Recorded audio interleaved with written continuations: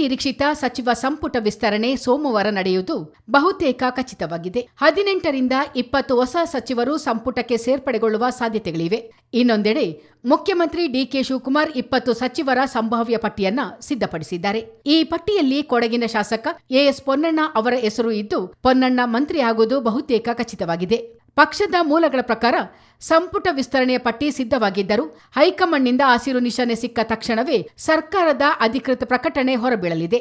AICC ಪ್ರಧಾನ ಕಾರ್ಯದರ್ಶಿ KC Venugopal ಹಾಗೂ ರಣದೀಪ್ ಸಿಂಗ್ ಸುರ್ಜೇವಾಲಾ ಅವರು ಸಂಭಾವ್ಯ ಸಚಿವರ ಪಟ್ಟಿಯೊಂದಿಗೆ ಮತ್ತೊಂದು ಸುತ್ತಿನ ಚರ್ಚೆ ನಡೆಸಿ ಅಂತಿಮಗೊಳಿಸಲಿದ್ದಾರೆ.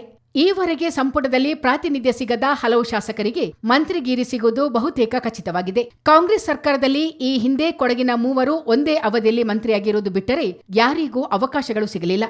ಕೊಡಗನ್ನ ಸರ್ಕಾರಗಳು ನಿರ್ಲಕ್ಷಿಸುತ್ತಿವೆ ಎಂಬ ಆರೋಪಗಳು ಕೇಳಿಬರುತ್ತಿದ್ದು, ಇನ್ನೊಂದೆಡೆ ಪ್ರಾದೇಶಿಕ ಅಸಮತೋಲನವನ್ನು ಸರಿದೂಗಿಸಲು ಸರ್ಕಾರ ಮುಂದಾಗಿದೆ.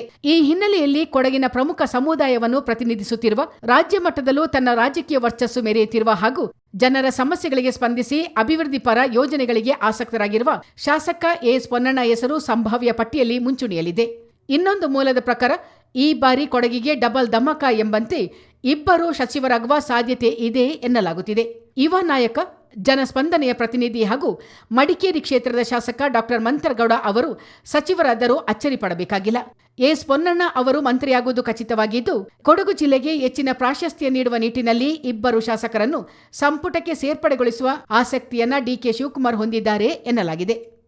ಚಿತ್ತಾರ ನ್ಯೂಸ್, ಮಡಿಕೇರಿ.